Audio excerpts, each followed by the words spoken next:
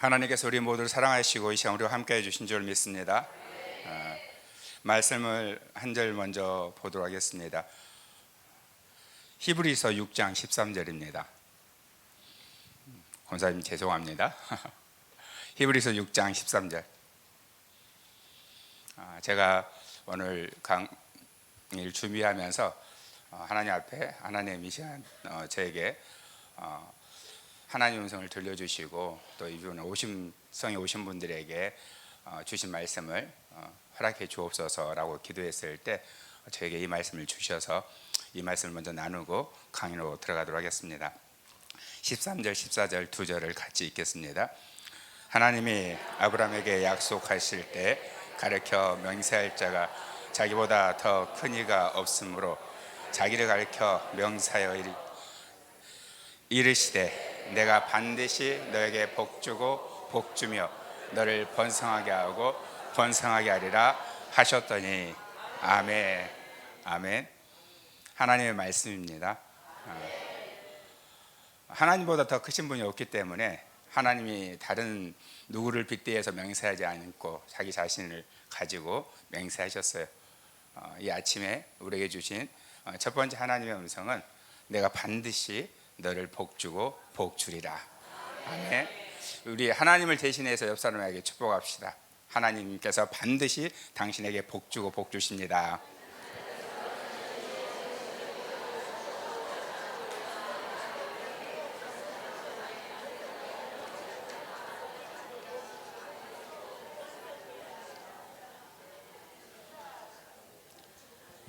아멘.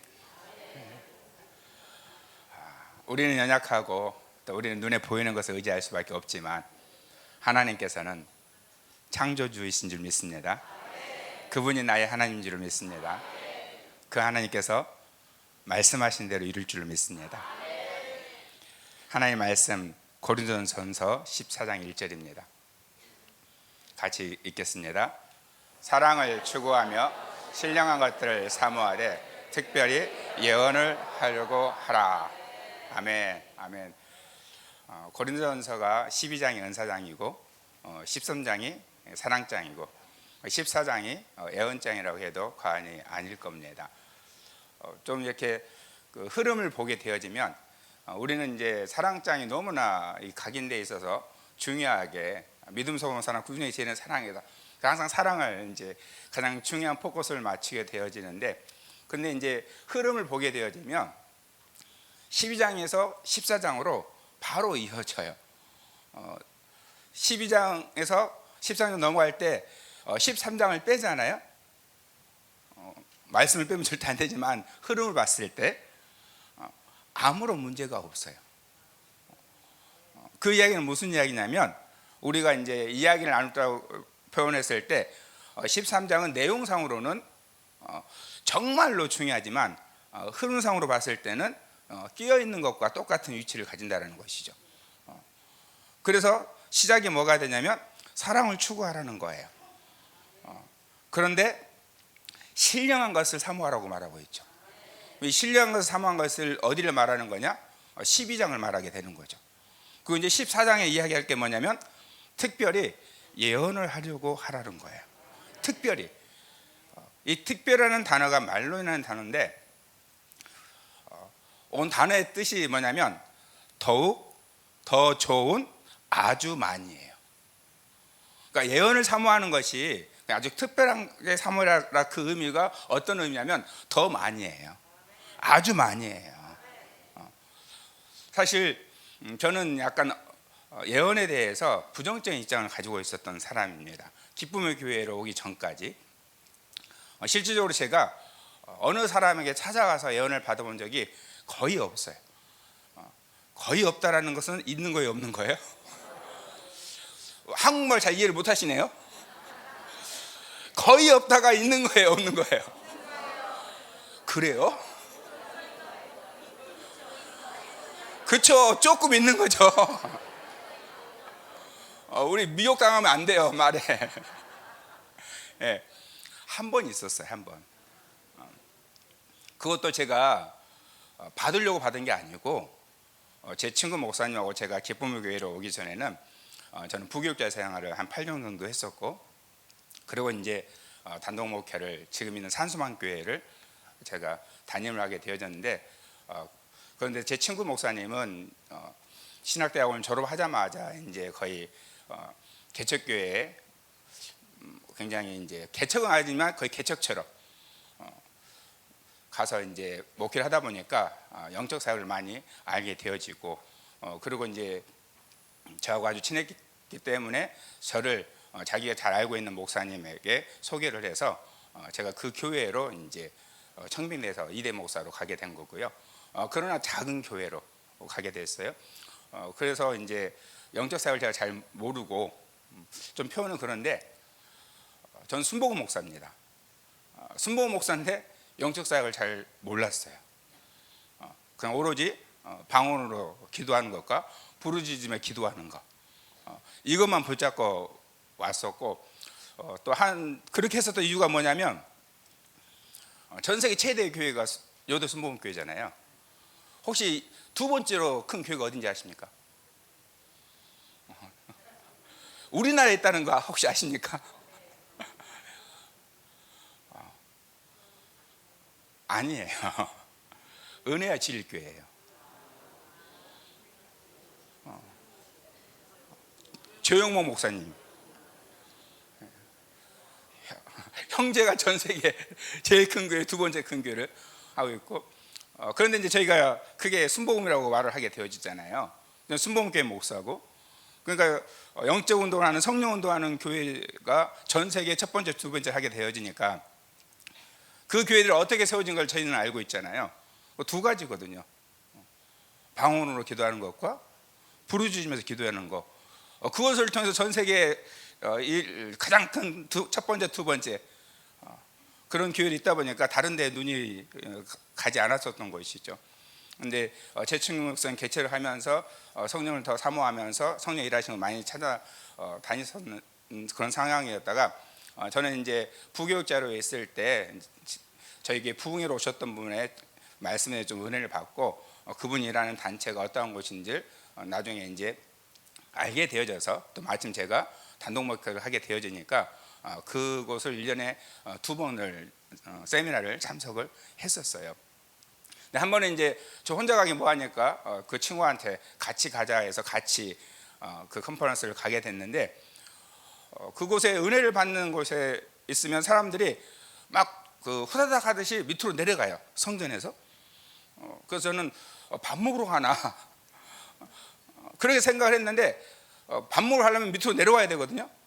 그런데 바로 옆으로 한 칸 내려서 어디로 들어가더라고, 사람들이. 그래서 저 사람 뭐 하는 사람들이지? 이렇게 생각을 했었거든요. 그런데 내 친구가 어느 날 저에게 이렇게 얘기하는 거예요. 너 예언 받으러 가자, 이러는 거예요. 그래서 왜? 그랬더니 저주리 예언 받으러 가는 줄이라는 거예요. 제가 거기를 한 3년인가 4년인가 갔던 걸 제가 기억을 하는데, 그때 알았어요, 거의 마지막 때. 그런데 이제 친구가 받으러 가자니까 제가 친구한테 그런 거 왜 받냐, 이렇게 말할 수가 없어서 그냥 친구 따라서 가서 한번 받은 거예요. 이제 그렇게 했었던 가장 큰 이유가 뭐냐면, 예언에 대해서 약간 부정적인 생각을 가지고 있었고, 또 하나는 약간의 자존심. 그 자존심이 뭐냐면, 하나님이 나의 아버지잖아요. 저분이 하나님의 음성을 듣는다고 얘기를 한다면 저분이 아버지에게 듣는 거잖아요. 그러면 저분의 아버지가 나의 아버지하고 같은 분인 거잖아요. 다른 분이 아니잖아요. 그러면 내가 다른 아버지에게 듣는 것도 아닌데 굳이 그렇게 들어야 될 필요가 있나? 그리고 우리 아버지가 맞으면 나한테 얘기해 주셔야지. 제가 그런 마음이 있어서 예언을 사실 정말 거의 듣지 않았었고, 기쁨의 교회로 오게 된 것도 제가 예언을 사모해서 온 게 아니고, 다만 성령의 나타남이 있다라는 것을 알게 되어지고, 제가 알고 온 게 아니고 저희 교회 권사님이 성곤영 목사님하고 학교 그 학부모예요. 같은 학부모. 그래서 성근영 목사님이 저희 권사님에게 아마 우리 교회 집회 있으니까 한번 와보세요라고 를 하셨나 봐요. 그리고 우리 저희 권사님 참석하시고 저한테 인천 기쁨의 교회라는 곳이 있는데 목사님 한번 가보시는 게 좋을 것 같다고.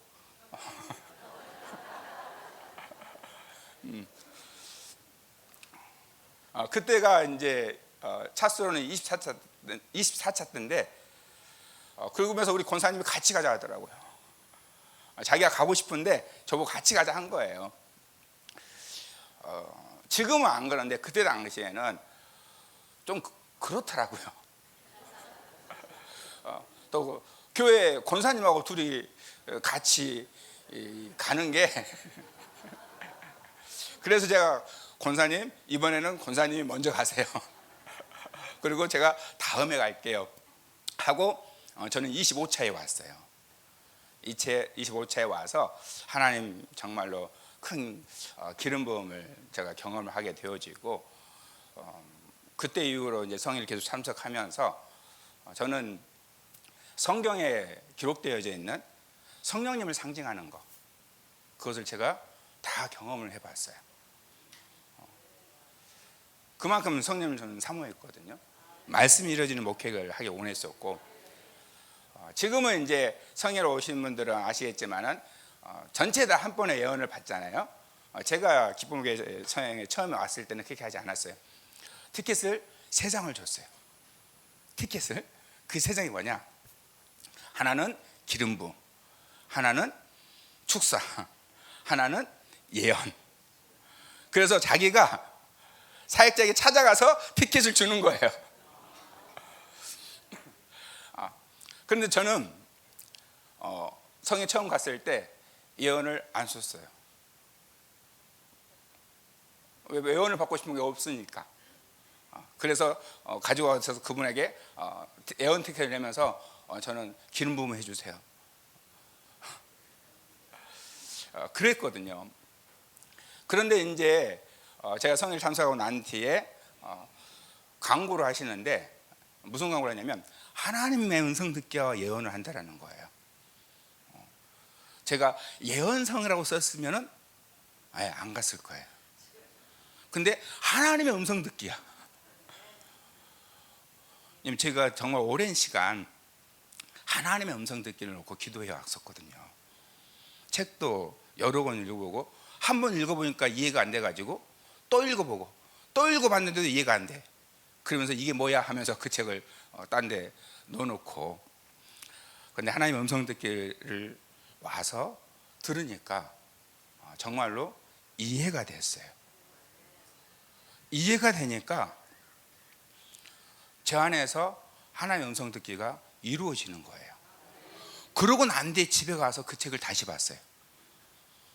하나님의 음성 듣는 삶. 이 책이 제가 그때 당시에는 하나님 음성 듣기에 대해서는 베스트셀러였어요. 그래서 제가 2번이나 읽어본 거거든요. 2번이나 읽어봤는데도 뭔 말인지 모르겠어요. 그 책이 쉬운 책인데. 그런데 제가 하나님 음성 듣기 성인을 참석하고 난 뒤에 저에게 하나님의 음성 듣기가 이루어지고 그러고 난 뒤에 가서 읽어보니까 무슨 말인지 이해가 되더라고요. 그러니까 그 사람이 저자가 썼을 때 어떤 상황 속에서 썼는지 이게 이해가 되는 거예요. 여러분도 마찬가지가 되실 거예요. 하나님 음성 듣기 원하시는데 그 책을 베스트셀러라서 읽어보셨는데 이게 뭔 말인지 이해가 안 되는 경우가 있을 것이고 또 한 번은 열받기도 할 거예요. 왜 열받냐면 어떻게 하나님의 음성을 듣는가. 내가 하나님의 음성을 듣고 싶어서 그 책을 읽은 건데 그 책은 하나님의 음성을 어떻게 듣느냐가 아니라 자기가 들은 이야기 써놓은 거예요. 그래서 하나님의 음성을 들었는데 그렇게 했더니 이렇게 놀랍게 됐더라. 그거 말한 거니까 나는 어떻게 듣느냐. 나도 듣고 싶어서 그 책을 읽었는데 그런 마음을 가졌거든요. 그래서 제가 이 시간에 하나님께서 주신 특별한 시간인데 여러분이 귀하게 이 시간 오신 거잖아요. 그래서 하나님께서 제가 이종선 목사님을 통해서 저에게 이루어진 일 그것을 함께 나누려고 그래요. 많은 분들이 얘기를 하시게 되어지겠지만 그래서 제가 제목을 잡은 게 하나님의 음성을 더 잘 들으려면 사실 우리는 하나님의 음성을 다 듣거든요. 제가 하나님의 음성을 잘 못 듣는다, 또 하나님의 음성 잘 듣고 싶다, 그리고 이제 예언에 대해서 약간은 터부시했던 그런 상황 속에 있었지만, 이제 제가 이제 하나님의 음성을 듣고 이제 생각하니까 특별히 이 하나님의 음성 듣는 것에 대해서 누가 가장 많이 이렇게 반대 이야기를 하냐면 목사님들이에요. 그렇죠? 성도님들이 그러는 거 아니에요. 목사님들이 대부분 지금 이 시대에도 하나님 말씀하신다 이거에 대해서 반론을 제기하는 거죠, 목사님들이. 그래서 제가 이제 음성을 들은 뒤에 이제 생각을 하게 되는 거죠. 그 전에는 생각하지 않았었는데, 지금 이 시대에도 하나님께서 말씀하지 않는다, 그렇게 생각을 하는, 그렇게 이야기하는 많은 목사님들이 계시는데, 전 그래서 한번 그분들에게 물어보고 싶은 게 있어요. 뭘 물어보고 싶냐면, 그러면 목사님은 어떻게 목사님 되셨어요? 이게 웃는 분들인데 이 말이 뭔 뜻인지 아시는 거예요. 왜냐하면 저는 정말로 목사님이 되고 싶은 했던 청년이었고 학생이었거든요. 어느 정도나 목사님 되고 싶었냐면 고등학교 2학년 때 매일 제가 기억하기에 고3 올라기 바로 전, 지금 모르면 제가 학교 다닐 때는 고3 시작이 언제였냐, 봄방학 때부터 고3이 시작이 된 거였어요. 그래서 제가 시간을 그때까지 정해놓고 매일 교회 가서 하나님 앞에 기도했어요. 주의종으로 불러달라고. 네. 매일 진짜로. 그리고 이제 딱 이제 날짜를 왜 그 고3 이제 봄방학 시작 그때로 정했냐면, 하나님 안 불러주면 공부해야 되니까. 대학을 가려면 공부를 해야 되잖아요. 왜냐면 신학대학교를 갈 것이냐 아니면 일반 대학교를 갈 것이냐에 따라서 내가 해야 될 것이 달라지니까. 그런데 그때까지 하나님께서 저를 안 불러주신 거예요. 뭐 제가 못 들었겠죠. 저는 어렸을 때부터 신앙 교육을 잘 받았고 신앙의 유산을 잘 받았다고 생각을 해요. 왜냐하면 그때 제가 이제 하나님 음성을 못 듣고, 그리고 이제 대학교를 가게 됐고요. 그래서 이제 그러면 주의종이 안 되면은 뭐 해야 될까 하다가 이제 생각했던 것이 정말로 돈을 많이 벌어가지고 교회를 섬겨야 되겠다. 장로가 되게 됐다. 그러면 어디를 가야 돈을 벌까? 고등학생 나이로 생각을 해가지고 경영학과를 가야 되겠다. 그래서 경영학과를 갔어요. 은혜를 가고. 그런데 이제 그때도 계속 저는 기도하는 거죠. 불러달라고. 그런데 제가 마음속에 뭐가 있었냐면 두 가지가 있었어요. 하나는 하나님께서 저에게 내가 너를 불렀다, 주의종이 되라, 이렇게 말씀하신 거 하나가 있었고, 두 번째로는 저희 담임 목사님이 저보고 너 주의종으로 가라 하면 저는 순종한 마음을 가지고 있었어요. 왜냐하면 하나님께서 저를 저희 담임 목사님에게 맡긴 거니까. 많은 목사님들이 계시지만 우리 담임 목사님들은 그 교회를 예수님 대신하는 거예요. 예수님의 몸이고 예수님이 하셔야 될 일을 우리에게 대신 맡기신 거예요. 저는 그래서 저의 수준이 약해서, 제가 하나님을 들을 수 없는 수준이라서, 제가 못 들을 수도 있기 때문에 담임 목사님이 저보고 너 주의종 되라 하면 저는 주의종으로 갈 마음이 있었어요. 저희 담임 목사님이 제가 주의종이 되고 원한다는 걸 알고 있었어요. 그런데도 말씀하지 않으셨어요. 그러면 제가 신앙생활을 잘못했느냐? 아니에요. 제가 그 교회 그 담임 목사님도 제가 그때가 88년도인데 대학을 들어갈 때 그 교회에 청빙돼서 오신 분이었어요. 그러니까 그 교회에 주일학교도 없고 청소년부도 없고 이런 교회였어요. 근데 제가 청년으로 가가지고 청소년부를 만들어서 청소년부를 부흥시키고, 청년부가 3명밖에 없는데 청년부 회장 돼서 청년부를 부흥시키고 그 일조를 했었던 그런 사람이거든요. 목사님이 저를 동생처럼 생각하는 사람이었거든요. 근데 저를 주의종으로 가란 말을 하지 않았어요. 대학교 졸업하는데 취직하기가 너무 싫은 거예요. 세상 일하기가 너무 싫은 거예요. 그래서 방황을 하게 되었죠. 보이지 않는 방황. 그러면서 계속 하나님의 불러달라고. 그러다가 오살리 기도는 그때 저는 순복음이었으니까 청자년 금식수련회 가면서 금식하면서 기도했을 때 하나님께서 저를 불러주셔서 제가 바로 이제 한세대 대학원을 가서 지금 이 자리에 있는 거거든요. 하나님께서 나를 불러서 제가 조정이 된 거잖아요. 그럼 목사님들은 어떻게 조정이 되신 거예요? 물론 자운명도 있어요. 자운명. 스스로 내가 하겠습니다. 이 이야기를 왜 드냐면 제가 그 청량년 금식수련회 가가지고 막 기도할 때 하나님한테 너무 궁금해 물어봤어요. 제가 지금 보니까 하나님 음성인 거고 그때는 그냥 기도하는 중에 내가 물어본 거예요. 하나님 저를 불러주셨거든요. 제가 하나님한테 그랬어요. 하나님 왜 이제야 부르시냐고. 아니 저는 시간이 너무 아까웠어요. 일반 대학교 가서 있었던 그 시간이 너무 아까웠어요. 그때 하나님이 저한테 그때 저에게 줬던 감동이 뭐였냐면 나는 네가 자원하기 원했다. 사람들이 죄종의 길이 어렵다고 얘기하는데 그 어려운 길을 네가 나를 위해서 자원하기 원했다. 그때 제가 뭐라 했을까요? 그렇지, 진작 말씀하시지.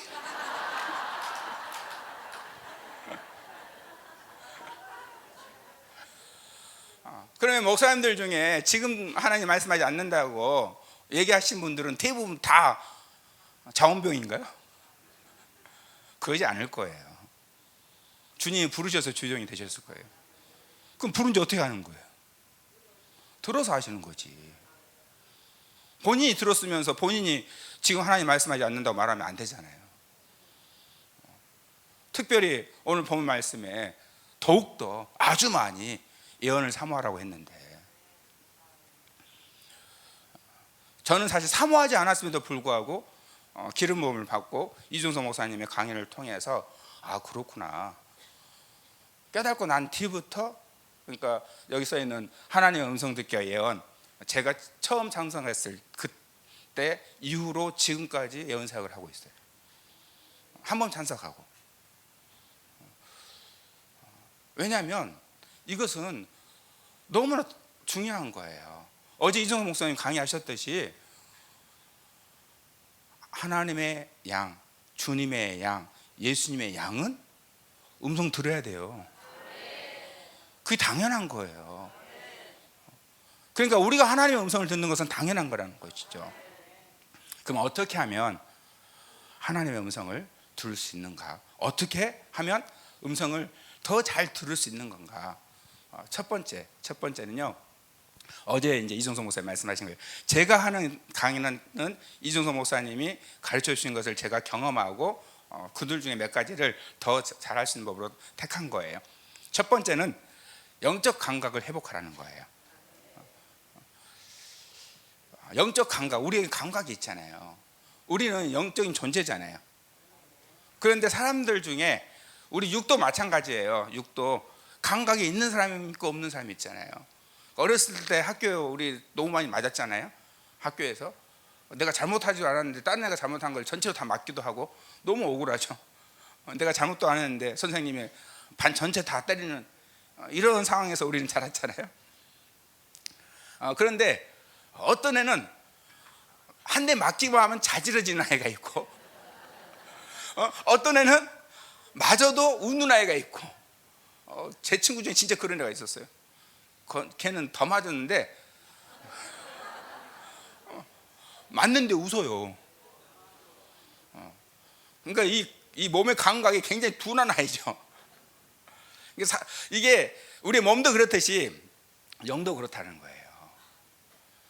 그래서 우리에게 영적 감각을 회복해야 되는데 어떻게 영적 감각을 회복할 수 있는가? 어떻게?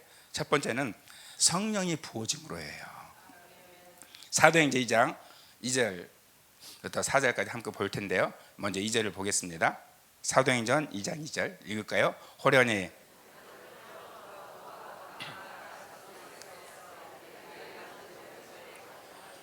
성령이 임하셨잖아요.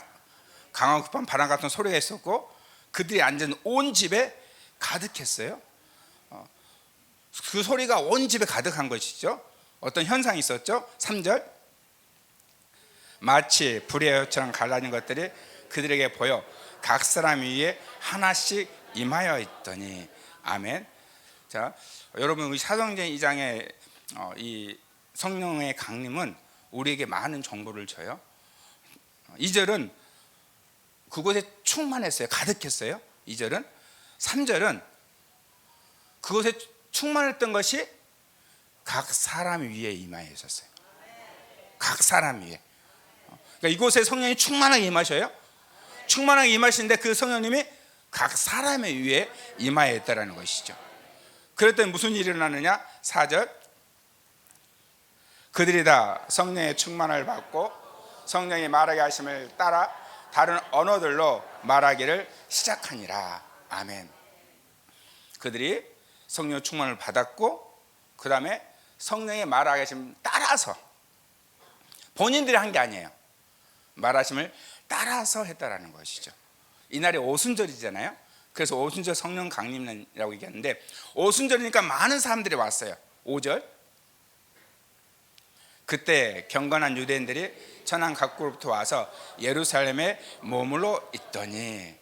많은 사람이 와서, 지금 상황이 그러면 어느 정도나 오순절 성령 강림이 임했을 때 그곳에 성령을 충만을 받은 사람들이 소리를 질렀는지를 알 수가 있어요. 그냥 성령의 말하게 하심을 따라서 방언하고 그러한 것들이 이렇게 이야기하듯이 한 게 아니라는 것을 알 수가 있어요. 천하 각국에서 왔다고 되어 있잖아요. 적은 사람이 아니에요. 그럼 천하 각국이 왔던 그 사람들이 한 집에서 일어나는 일을 알 확률이 얼마나 있을까요? 그 많은 인파들 속에서 보통 예루살렘에 그 당시에 찾아오는 사람들의 숫자가 실제적으로 봤을 때 10만 명이 넘는다고 얘기를 해요. 그 인파들 속에서 한 집에서 일어나는 일을 알려면 그 집이 무슨 상황이 벌어져야 되겠어요? 난리가 날 수밖에 없는 거죠. 밖에서 실제로 난리가 났어요. 6절 볼까요? 이 소리가 나매 큰 무리가 모여 각각 자기의 방언으로 제자들이 말하는 걸 듣고 소동하며. 지금 이 상황이 집 안에서 들은 거예요? 밖에서 들은 거예요? 밖에서 들은 거예요. 얼마나 큰 소리가 났길래 밖에서 이 소리를 들었냐는 거예요. 지금 자기 나라의 말로 들은 것도 놀라운데 더 놀라운 게 7절에 있어요. 7절,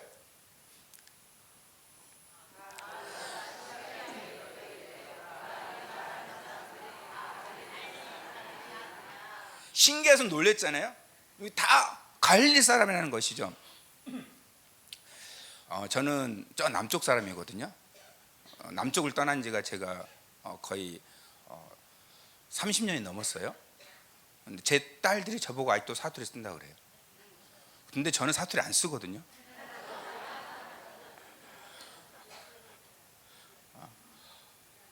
억양이 있대요.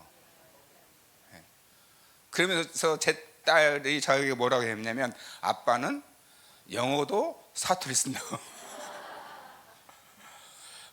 그렇게 알 수 있는 거잖아요. 이게 그 뜻인 거예요. 어떻게 갈릴 사람이 알겠어요? 그들의 억양이 있으니까. 놀라운 일이 벌어진 거죠. 근데 다른 방언을 말했기 때문에 그들이 듣는 지역의 언어를 들어서 놀란 게 아니에요. 11절, 2장 11절, 그르데인과 아라바인들이라 우리가 다 우리의 각 언어로 하나님의 큰 일을 말함을 듣는도다 하고. 아멘. 자, 이들이 성령의 충만을 받고 성령의 말하게 하심을 따라서 방언을 했는데, 이 방언이 뭐였느냐? 하나님의 큰 일이었던 거예요. 그들이 듣고 하나님의 큰 일을 듣게 되는 것이죠. 단순히 방언이 나타났다, 이것이 중요한 게 아니었어요. 그들은 하나님의 큰 일을 듣게 된 거예요. 하나님의 음성을 듣게 된 거예요. 그래서 이들이 당황하게 되는 것이지. 이게 어찌 된 일인지. 어떤 사람은 술 취했다고 얘기하는 사람들도 있고, 그때 베드로가 일어서서 얘기하죠. 14절, 베드로가 열한 사도와 함께 서서 소리를 높여 이르되 유대인들과 예루살렘에 사는 모든 사람들아 이 일을 너희로 알게 할 것이니 내 말에 귀를 기울이라. 모르니까 알게 해주겠다라는 거예요. 귀를 기울이라는 거예요. 저는 정말로요, 여러분들이 이준호 목사님이 말씀해 주신 거에 귀를 기울이시기 바랍니다. 제가 하나님의 음성을 듣지 못했지만 하나님의 음성 듣기와 예언 강의를 통해서 이해하고 난 뒤에 예언을 도전을 하게 되어졌고, 그리고 제게 이루어졌어요. 지금 성령이 임해서 다른 방언으로 말하면서 하나님의 큰 일을 말하는 것에 대해서 사람들이 소동이 일어나니까 오해하고 곡해하게 되니까 술 취했다고. 그래서 베드로가 설명한 것이 뭐냐? 내 말에 귀를 기울이라는 거예요. 그러면서 이제 자세하게 설명해 주잖아요. 16절.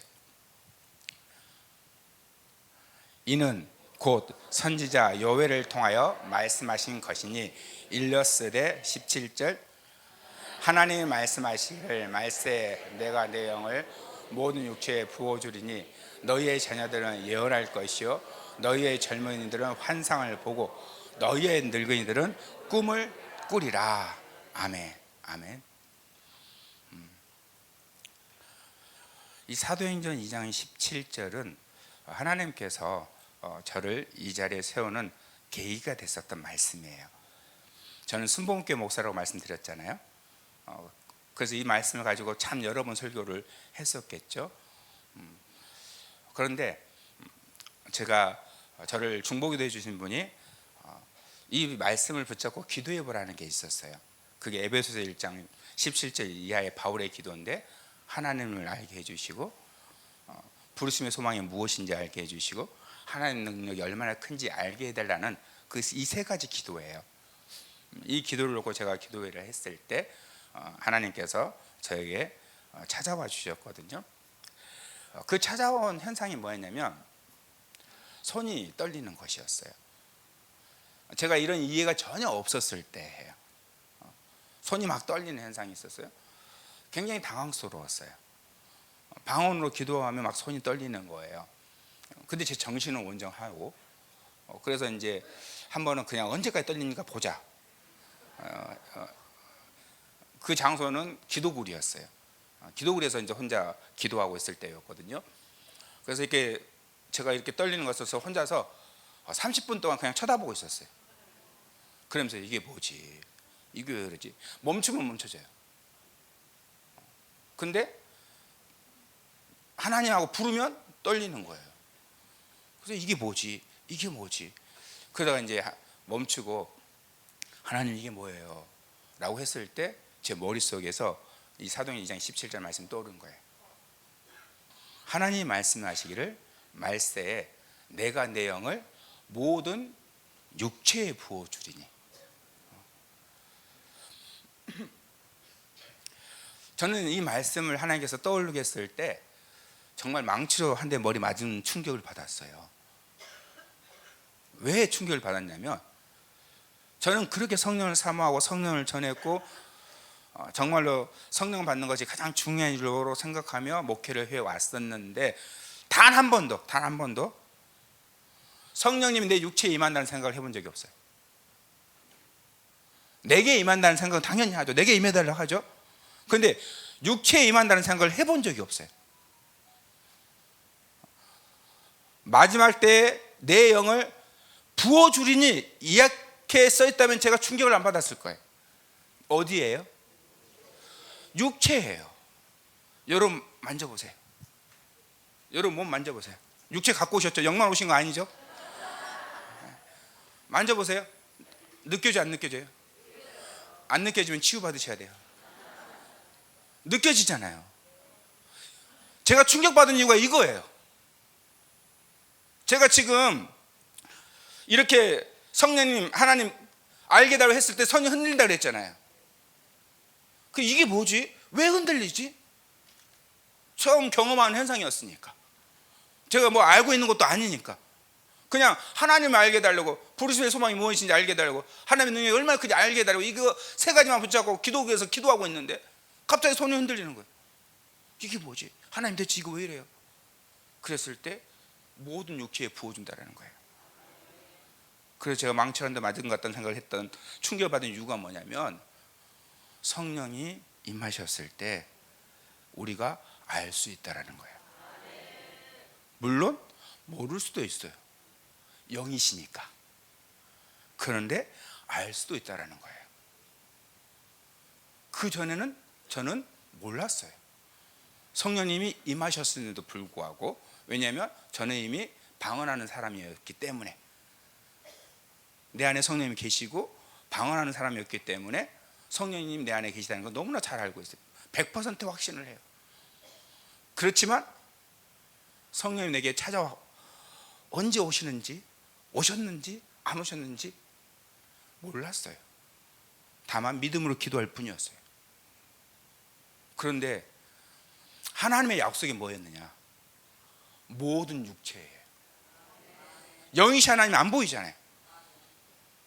그러니까 가끔 정말로 기도 열심히 하시는 분들, 정말 부르짖고 기도했을 때, 항상 그런 거 하지만 어쩌다 한 번씩은 나 혼자 기도한다는 느낌 받잖아요. 고개 안 끄덕이는 분은 그런 본 적이 없는 분들이야. 정말 저희는 기본 부르짖는 기도가 기본이니까 항상 부르짖는 기도를 해야 되거든요.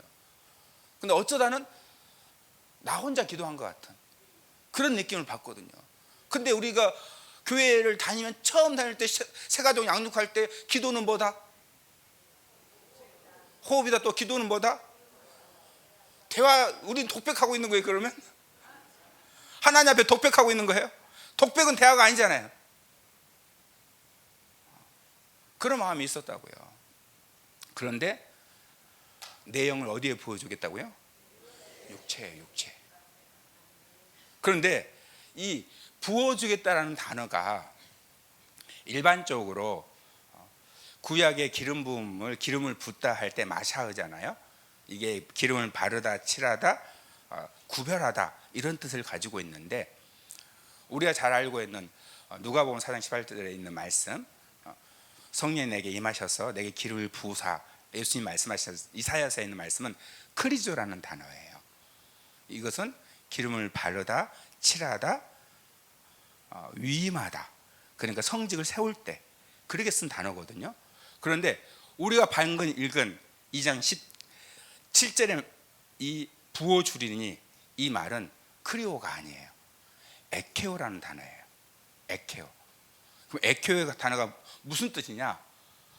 바르다, 문지르다, 구별하다는 뜻이 아니고 그냥 일반적으로 붓다예요.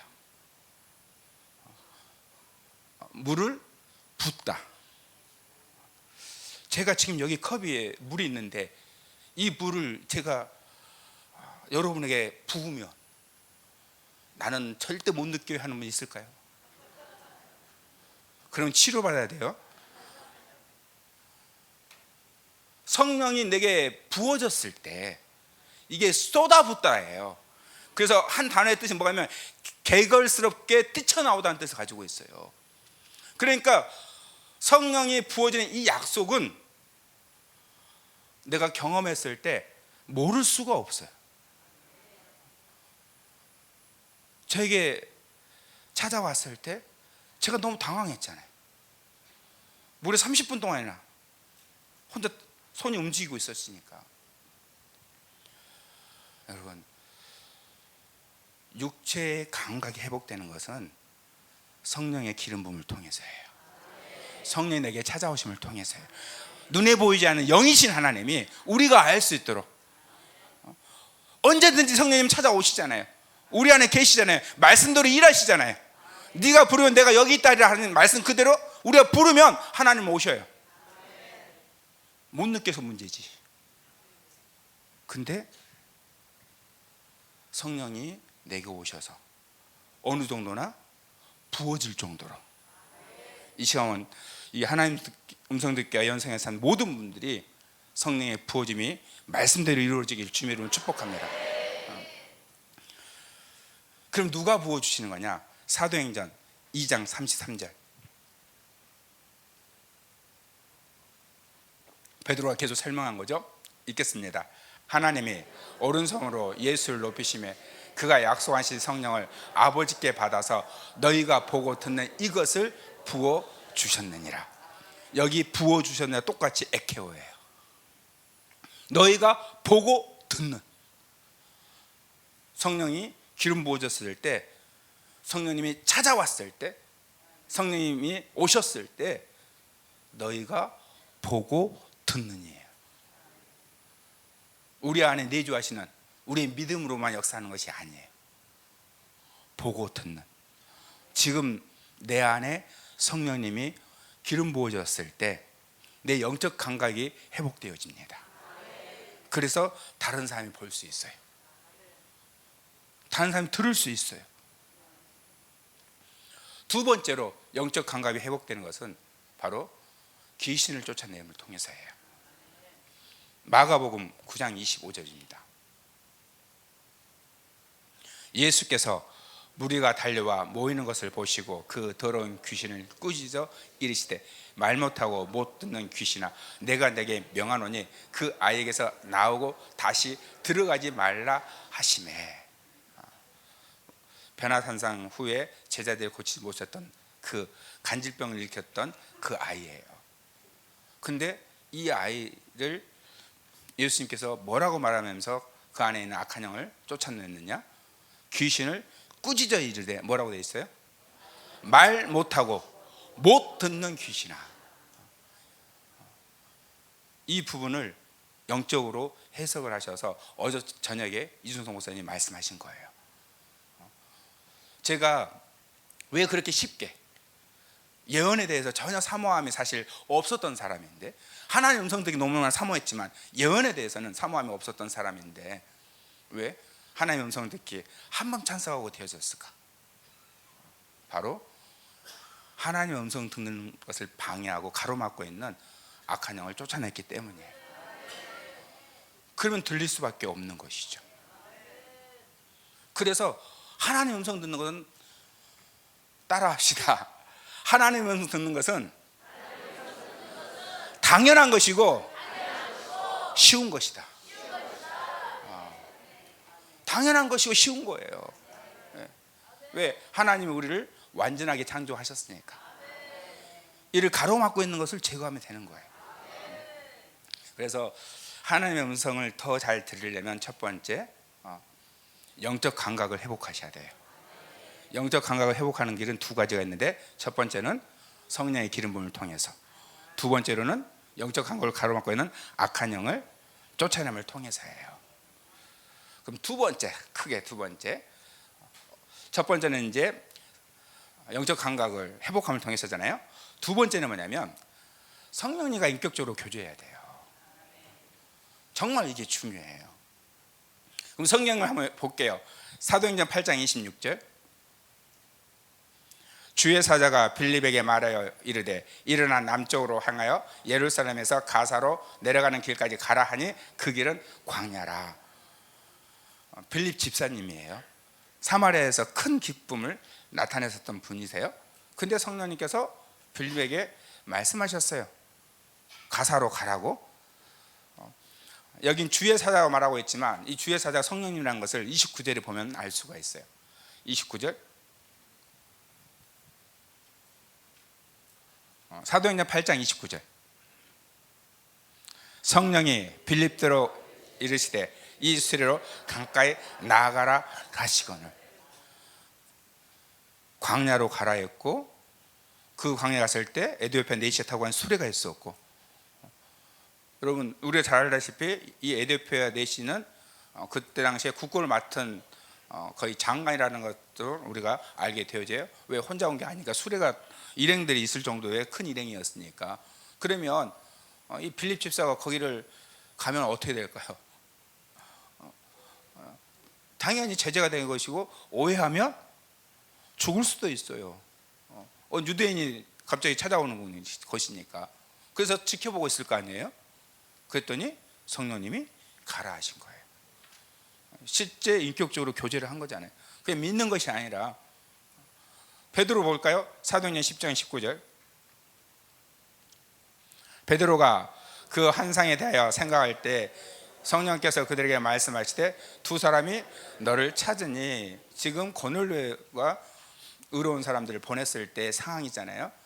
그런데 베드로는 그거 모르고 있었고, 그런데 그릇이, 보자기처럼 생긴 그릇이 내려와서 부정한 음식을 담궈놓고 이걸 먹으라고 3번이나 내려왔잖아요.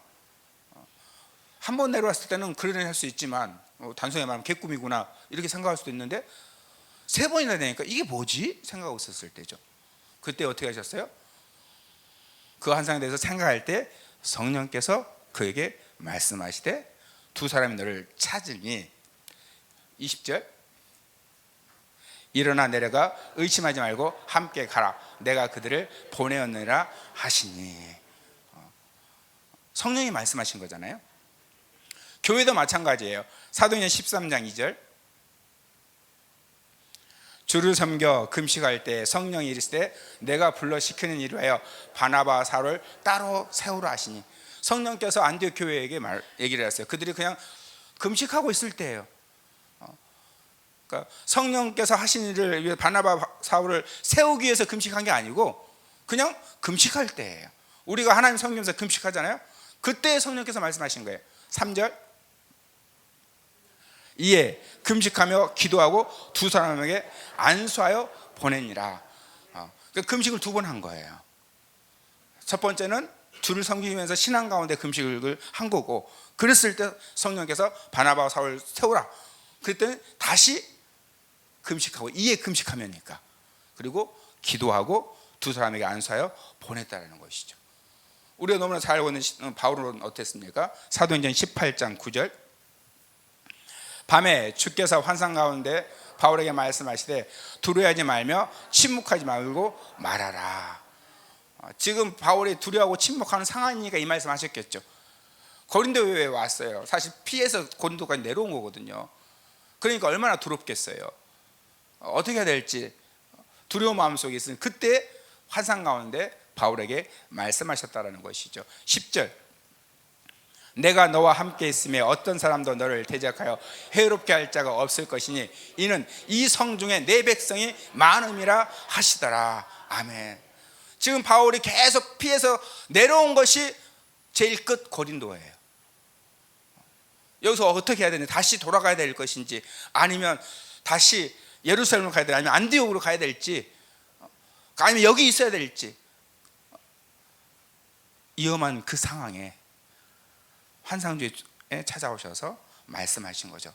이 성중에 내 백성이 많다, 두려워하지 말아라. 그래서 바울이 어떻게 하냐? 11절, 1년 6개월을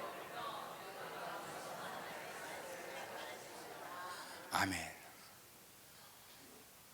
위험한 상황 속에서 어떻게 될지 알지 몰랐을 때 하나님의 음성을 듣고 그곳에 1년 6개월이나 있었어요.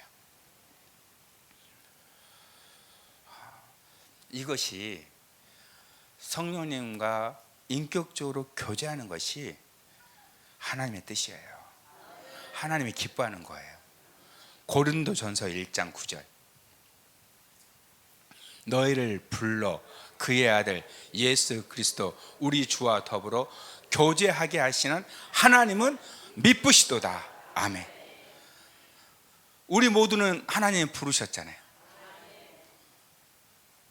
맡긴 일은 다를 수 있어요. 직분은 다를 수 있어요. 그러나 모든 그리스도인들은 하나님이 부르셨잖아요. 우리를 불러서 뭐 하게 하시는 거예요? 그의 아들 예수 그리스도 우리 주와 더불어 교제하게 하시는. 예수님과 교제하는 것은 당연한 거예요. 하나님이 그러기 위해서 우리를 부르신 거예요. 바울이 고린도 교회에게 마지막으로 축복의 기도가 우리가 하고 있는 축도잖아요. 고린도후서 13장 13절, 주 예수 그리스도의 은혜와 하나님의 사랑과 성령의 교통하심이 너희 무리와 함께 있을지어다. 아멘. 이 교통하심이 고린도전서 1장 9절에 있는 예수님과 더불어 교제하는 것과 같은 코이노니아잖아요. 이 코인론의 단어 어려운 거 아니에요. 동료 의식, 상호 교류, 우정, 교제. 그래서 여기 써 있잖아요. 읽을까요? 성령님을 인격적으로 모시고 성령님과 동역하자. 아멘. 성령님이 인격을 갖고 계시잖아요. 인격적이라는 얘기가 무슨 뜻이에요? 같이 이야기하는 거예요. 인격적으로 교제를 해야 돼요. 짝사랑하면 안 돼요. 우리보다 더 하나님이 우리를 더 사랑하셔요. 그분과 교제하는 거예요. 이때 우리에게 중요한 자세가 있어요. 하나님과 교제할 때 하나님의 아들, 그의 아들 예수 그리스도 우리 주와 더불어 교제하는 그때 우리의 자세. 사무엘상 3장 9절. 엘리가 사무엘에게 이르되 가서 누웠다가 그가 너를 부르시거든 내가 말하기를 여호와여 말씀하옵소서 주의 종이 듣겠나이다 하라 하니 이에 사무엘이 가서 자기 서서에 누우니라. 아멘. 여러분, 저는 이 말씀을 이제 이중성 목사님께서 배우고 그러면서 제가 순복음이라고 말씀드렸잖아요. 순복음의 처음 역사, 오순절 운동의 역사, 지금 성령운동 시작해야 된 최초의, 그러니까 현대 오순절 운동 역사를 유사한 말씀이 사실 이 말씀이더라고요. 무슨 얘기냐면요, 엘리가 하나님 음성 들었어요, 못 들었어요? 못 들었어요. 그렇죠? 본인은 못 듣고 사무엘이 들은 거잖아요. 근데 무엇을 알았어요? 하나님 음성 들었을 때 어떻게 해야 되는지는 안 거예요. 그 어떻게가 뭐예요? 다시 읽어볼까요? 어떻게가? 여호와여 말씀하옵소서 주의 종이 듣겠나이다. 아멘. 그 10절 그 사무엘을 그대로 하죠. 여호와께서 임하여 서서 전과 같이 사무엘아 사무엘아 부르시는지라 사무엘이 이르되 말씀하옵소서 주의 종이 듣겠나이다 하니, 그러면서 듣게 되잖아요. 오순절 운동이 처음 시작됐을 때 찰스 파함이라는 목사님이 신학교를 세웠어요. 그 신학교는 비인가 신학과죠. 요즘에 얘기하게 되면 그 다른 거를 가르치지 않냐고 오직 성경만 가르치는 신학교였어요. 그래서 1900년 이제 마지막 겨울에 이 교수님, 내가 생각하니까 독한 교수님이야. 왜냐하면 본인은 집회하러 나가면서 숙제를 내주고 나갔어. 그 숙제가 뭐냐면 신학교니까 성경만 가르쳤다고 그랬잖아요. 무슨 숙제냐? 성경에 성령이 나타난 증거가 뭔지를 찾아라. 성경이 나타난 증거가 뭔지 찾아라. 그게 숙제였어요. 그랬을 때 찰스 파함 목사님 돌아왔을 때 학생들이 발표를 할 거 아니에요. 불발표와 똑같았죠. 성령이 나타난 것을 바로 사도행전만 보면 되니까. 그래서 그들이 말한 게 뭐였냐면 방언이다라고 말하게 된 거예요. 그게 12월 31일쯤에 있었던 일이에요. 그래서 우리는 송구 예배 드시잖아요. 그랬을 때 이 찰스 파함 목사님이 뭐라 했냐면 여러분 성경을 믿습니까? 당연히 신학생들이 믿는다고 하겠죠. 그때는 방언을 한 사람이 없을 때잖아요. 그래서 나도 성경을 믿습니다. 그럼 우리 다 같이 성경대로 이루어지도록 기도합시다. 그렇게 기도한 거예요. 그곳에 한 사람도 방언한 사람이 없어요. 그런데 그 신학생 중 한 오스만 여학생 한 학생이 찰스 파함 목사님 대기를 해요. 기도 중에. 왜 방언이 일어나지 않았을 거 아니에요? 그러니까 이 학생이 찰스 파함 목사님 찾아가지고 뭐라고 이야기했냐면, 목사님 성경에 보니까 안수했을 때 방언한 곳이 있습니다. 목사님이 안수해 주세요. 여기서 중요한 게 있어요. 찰스 파함 목사님이 방언을 했을까요? 못했을까요? 없었다고 내가 분명히 얘기해 드렸잖아요. 없었다니까요. 찰스 파함 목사님도 방언을 한 적이 없어요. 근데 이 여학생이 성경을 찾아서 방언이라고 얘기했잖아요. 그러면서 기억이 난 거예요. 기도하다가 안수함에 방언을 받았다라는 것을. 그래서 목사님이 안수해달라는 거예요. 그 안수하고 난 뒤에 처음으로 방언을 하게 된 거예요. 그래서 1월 1일 날 이후부터 봤잖아요. 그 전에는 그냥 믿고 기도했는데 봤잖아요. 그래서 그곳에 참석한 신학생들이 방을 받게 되면서 오순도 운동이 시작하게 된 거예요. 이게 원리라는 거예요. 원리는 말씀대로 되는 거예요. 어디서든지 여러분 말씀대로 하면 되는 거예요. 엘리 세상은 못 들었어요. 원리를 알았어요. 어떻게 해야 될지. 말씀을 잘 들으려면 성령과 인격적인 교제를 나누는데, 그때 우리의 자세는 순종의 자세예요. 말씀하옵소서, 내가 듣겠습니다. 성령과 인격적으로 교제한 바울이 얼마나 철저하게 순종했는지 우린 사도행전 20장을 보면 알 수 있어요.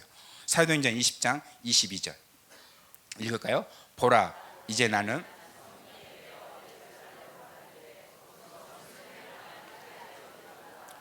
성령에 붙잡혀서 예루살렘 가는 거예요. 근데 무슨 일 당할지 알지 못해요. 근데 무슨 일을 당할지 알지 못한다고 얘기했는데 이 말이 모른단 말이 아니에요. 어느 정도나 위험할지, 내가 가면 어떻게 될지 모른다는 그 뜻이 죽을지 모른다는 뜻이에요. 왜냐하면 23절, 오직 성령이 각 성에서 내게 증하여 결박과 환난이 나를 기다린다 하시나. 무슨 일을 당할지 모른다는 얘기가 뭔 일일지 아직 모르겠다 이 뜻이 아니라는 거예요. 각 성에서 성령님께서 말씀하셨어요. 결박과 환난이 너를 기다린다. 그렇지만, 그렇게 말씀하셨지만 바울은 어떠한 자세였습니까? 24절, 내가 달려갈 길과 주 예수께 받은 사명 곧 하나님의 은혜의 복음을 증언하는 일을 마치려 하면은 나의 생명조차 조금도 귀한 것으로 여기지 아니하노라. 아멘. 성령님과 인격적으로 교제를 나눴을 때 바울의 자세는 자기의 생명을 조금도 귀한 것으로 여기지 않은 거예요. 철저한 순종입니다. 여러분도 목회하시고 또 가족의 자녀들 할 때 아이들이 말을 안 들어요. 누구에게 말 많이 해주나요? 안 듣는 아이에게 말 많이 해주나요? 잘 듣는 아이에게 말 많이 해주나요? 하나님도 똑같으세요.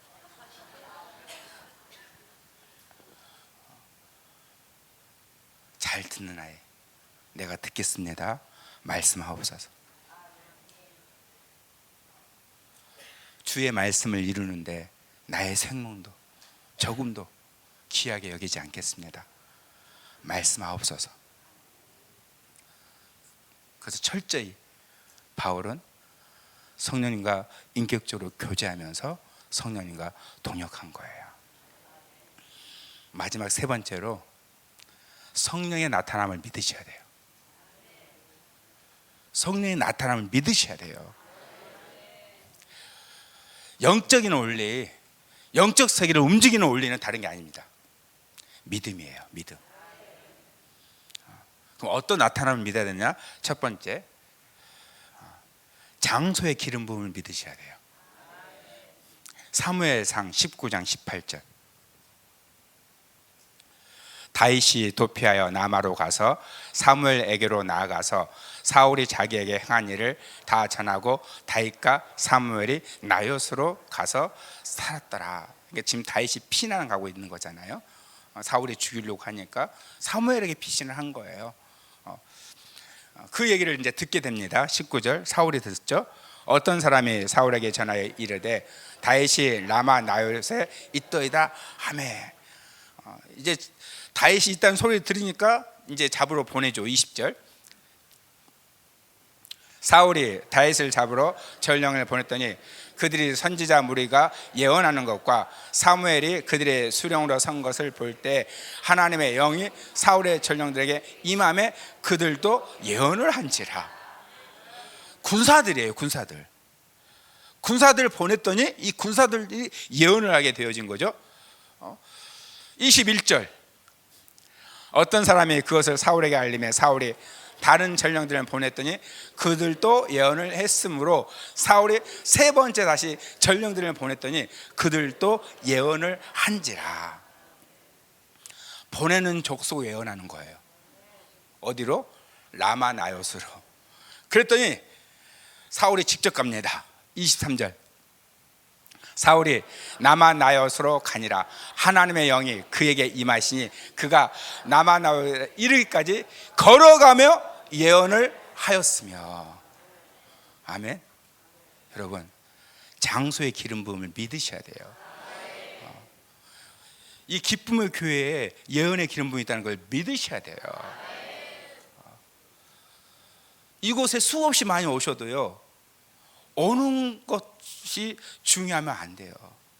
여러분, 하나님의 음성 듣게 예언, 이 시간에 여기에 와 있는 것, 그것도 너무나 귀한 거예요. 그렇지만 이곳에 예언의 기름 부음이 있다는 걸 믿으셔야 돼요. 제가 예언에 대해서 전혀 알지도 못한 사람이라 그랬잖아요. 관심도 없었다고 그랬잖아요. 그런데 제가 하나님 음성 듣게 예언 한 번 참여하고 되어졌어요. 성령의 기름 부음 받았죠. 영적 감각을 가로막는 악한 영을 내쫓았죠. 치유서를 참여하면 마지막 시간이 무엇을 하죠? 마지막 시간에 결단하잖아요. 군사로 결단하잖아요. 주님을 위해 살겠다고 결단하잖아요. 성령이가 인격적으로 교제하는 것이 우리의 자세가 뭐라고요? 순종이라고요. 내가 주님을 위해 살겠다고. 이곳에 기름 부음이 있다는 것을 믿으니까 되어지는 거예요. 하려고 몸부림치는 우리의 열정 중요하죠. 하나님께서 마음의 소원대로 이루시잖아요. 그러나 여러분, 되는 게 있어요. 되어지는 게 있다고요. 지금 보세요. 이 군사들 3번이나 보냈잖아요. 이들이 원했어요? 사울이 원했어요? 되어진 거잖아요. 왜? 그곳에 사무엘이 있었으니까. 여기도 있네, 사무엘이. 이조성 목사님 영어 이름이 사무엘이에요.